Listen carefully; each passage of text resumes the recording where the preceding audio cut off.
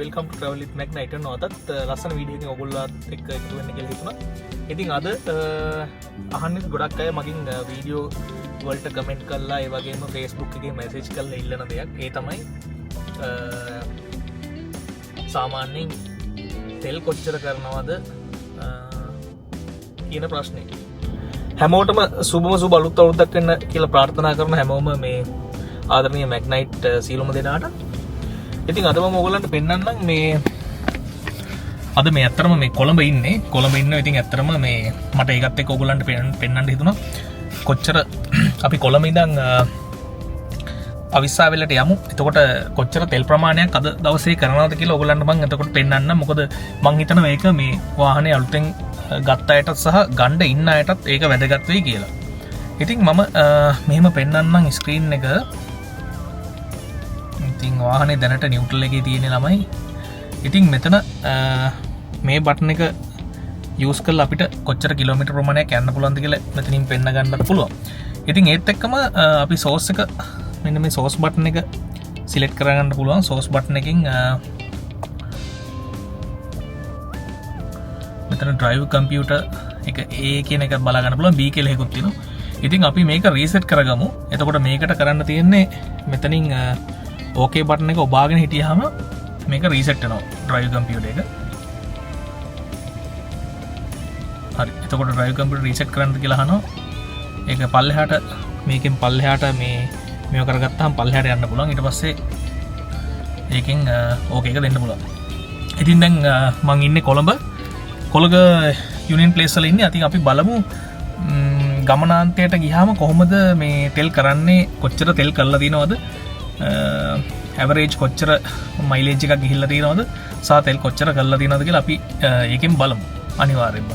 ඉතින් රැඳිලා ඉන්න වීඩියෝ එකත් එක්ක ඉතින් අනිවාර්යෙන් ලයික් කරන්න, කමෙන්ට් කරන්න, ඒ වගේම සබ්ස්ක්‍රයිබ් කරලා නැති අය සබ්ස්ක්‍රයිබ් එකකුත් දාගන්න.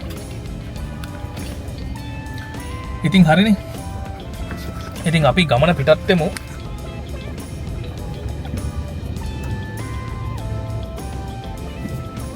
ඕකේ. අපි එහෙනම් ගමන පිටත් වෙමු. වීඩියෝ එකත් එක්ක රැඳිලා ඉන්න.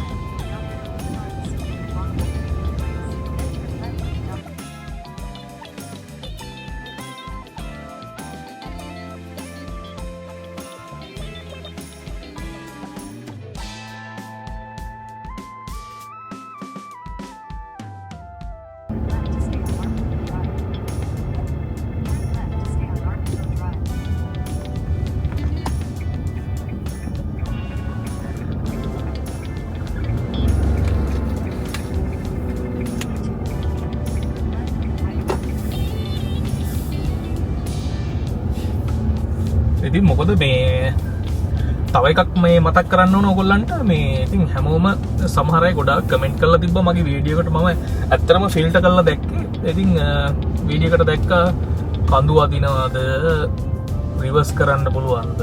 ඉතින් නිතරම එන ප්‍රශ්න කීපයක් තමයි ඒවා. අහලා තිබ්බා. ඉතින් කඳු අදිනවද, රිවර්ස් කරන්න පුළුවන්ද, මේ පස්සට එනවද, ඉස්සරහට යනවද, ඉතින් මේ පිකප් හොඳද. ඉතින් ඇත්තට මෙහෙමයි. ඉතින් මෙහෙම ලොකු මේ ප්‍රශ්නයක් ඉතින් මට නම් නැහැ. ඇත්තටම ප්‍රශ්නයක් ඇත්තෙම නැහැ. ඉතින් මන් දන්නේ ඉතින් මට සාපේක්ෂව මේ වාහනේ මොකද සීසන් වෙන්න කාලයක් යනවා. ඒ කියන්නේ එන්ජින් එක අලුත්, හැමදේම අලුත්. ඒකේ හින්දා සීසන් වෙන්න අනිවාර්යෙන් කාලයක් ගත වෙනවා. ඉතින් ඒකට අපි පොඩි ඉවසීමකුත් තියෙන්න ඕන. මම අර හැම වීඩියෝ එකකම කියනවා වගේ මේ පොඩි ඉවසීමකුත් ඒ සම්බන්ධව තියෙන්නත් එපේ. මේ ඉතින් කිලෝමීටර් 10 පැන්නට පස්සේ අනිවාර්යෙන් මේ ස්මූත් වෙන්න ගන්නවා එන්ජින් එක සහ පිකප් පැත්තෙන් උනත්. මොකද වාහනේ දැන් පිකප් එක උනත් සෑහෙන ඉම්ප්‍රූව් වෙලා තියෙනවා. ඇත්තම කතාව. ඉතින් වාහනේ දැන් ඕවර්ටේක් කරන්න උනත් සෑහෙන මේ පිකප් එකක් තියෙනවා. දැන් මගේ කිලෝමීටර් 2300 ගානක් පැනලා යන්නේ. ඉතින් මේ හොඳ පිකප් එකක් තියෙනවා වාහනේ.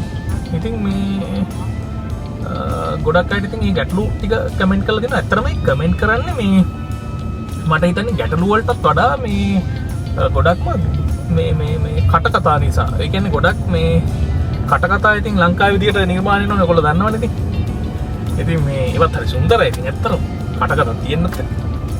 ඉතින් මේ ඉතින් ඒවැයි නිර්මාණය වෙලා සමහර අය ඉතින් කන්ෆියුස් වෙලා දිනවා මට දකින්න විදියට. ඉතින් ඒගොල්ලෝ ගොඩක් කමෙන්ට් කරනවා මේ අර එහෙමද මෙහෙමද අර එහෙමද කියලා. ඉතින් මං හිතන විදිහට මේ ඉතින් එහෙම එච්චර ලොකු ගැටලුවක් වාහනේ නැහැ. මොකද මේ හරි ස්මූත් වෙහිකල් එකක් මට සාපේක්ෂව.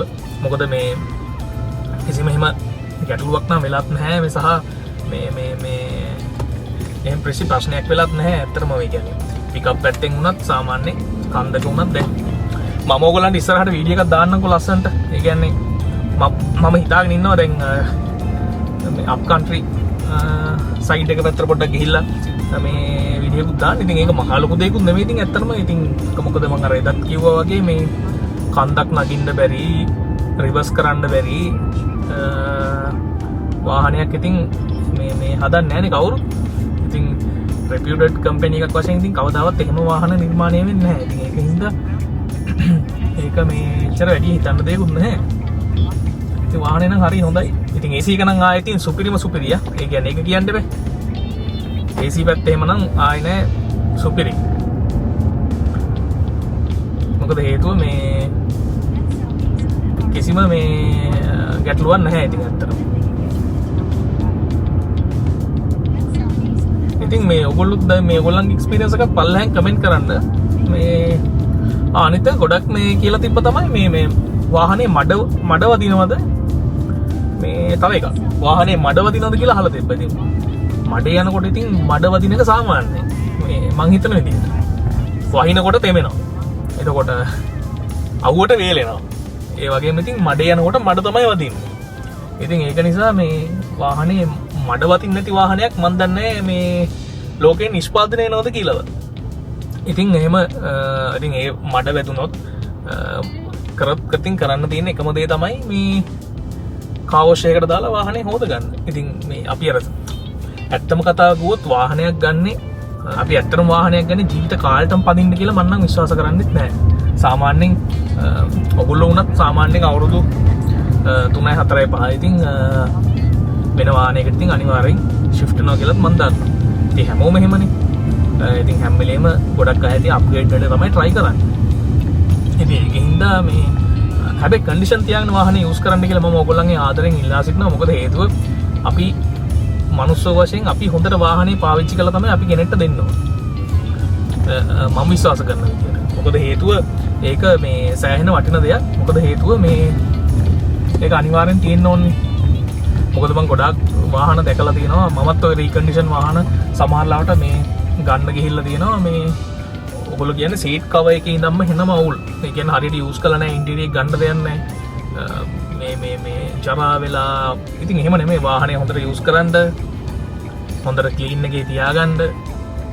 ඉන්ටීරියර් උනත් හොඳට මේ පුළුවන් හොඳ වැකියුම් එකක් අරගෙන හොඳ ක්ලීන් එකට තියාගෙන ඒ දේවල් කරගන්න. ඉතින් ඒක අනිවාර්යෙන් වටින දෙයක්. ඉතින් මේ ඒ දේවලුත් එක්ක ඉතින් වාහන හොඳට පාවිච්චි කරන්න කියලා මම ඉතින් ආදරෙන් ඉල්ලා සිටිනවා. ඉතින් මේ ඒකින් තර මේ මඩ වදිනවද මේ ඒව ඇත්තටම ගැටලු නෙමෙයි. ඊට වඩා දේවල් දින වාහනවල මම නම් හිතන විදිහට බලන්න. ඉතින් අනිත් එක මේක brand new vehicles. ඉතින් මම නම් හිතන්නේ ලොකු ප්‍රශ්නයක් මේ එහෙම එනවා කියලා. ඉතින් හැම වාහනයකම ඉතින් මේ හැම වාහනයක්ම ඉතින් perfect route නෑ. හැම වාහනයකම ඉතින් ප්‍රශ්න තියෙන්නත් පුළුවන්. දැනට මට එහෙම ගැටලුවක් ඇවිල්ලා නැහැ. ඉතින් ඒ ප්‍රශ්න වෙනවාම ඉතින් ඒ වෙලාවට බලනවා ඉතින්. එතකන් ඉතින් අර too much හිතලා මේ ලොකු මේකකට යන්නත් අවශ්‍ය නැහැ කියලා තමයි මම නම් කියන්නේ. ඉතින් ළමයි ඔන්නෝම තමයි විස්තරේ. ඉතින් එහෙනම් වීඩියෝ එක ට්‍රෙන්ඩ් ලේන්න ඉතින් අද බලමු. මේ කතාවත් එක්ක මට අමතකුණා කියන්නේ ඉතින් අපි බලමු තෙල් කොච්චර කරනවද කියලා. මගේ ගමනාන්තරේ ගියාට පස්සේ හොඳේ. ඉතින් ටිකත් එක්ක මම ඔයගොල්ලන්ට මේ තව වීඩියෝස් මේ පුළුවන් විදියට ගේන්නම්. ඉතින් පුළුවන් නම් ඔයගොල්ලන්ට ආදරෙන් ඉල්ලා සිටිනවා.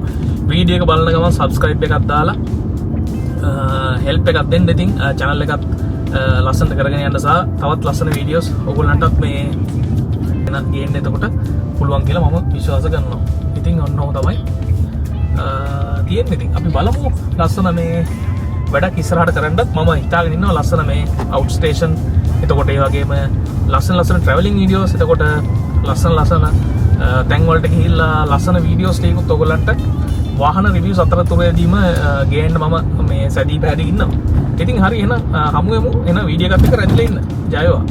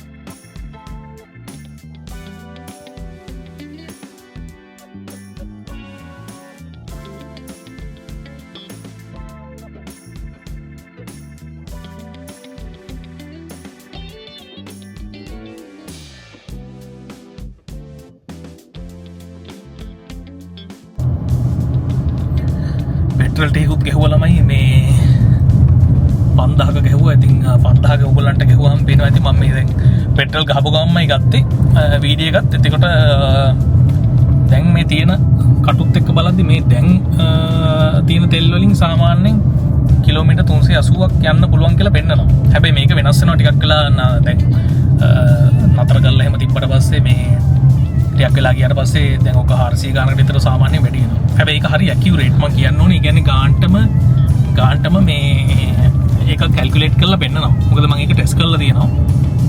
ඉතින්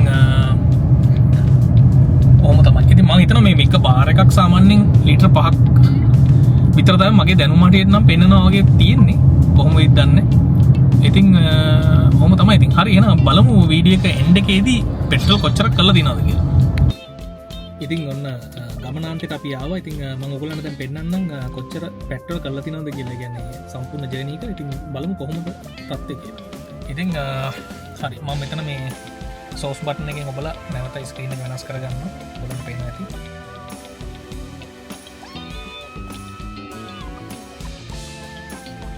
ඔයගලන්ට කලින් මම පෙන්නුවා ඩ්‍රයිව් එකේ තමයි අපි මේව කරගත්තේ. ඉතින් ඩ්‍රයිව් එකේ දැන් මෙතන තියෙනවා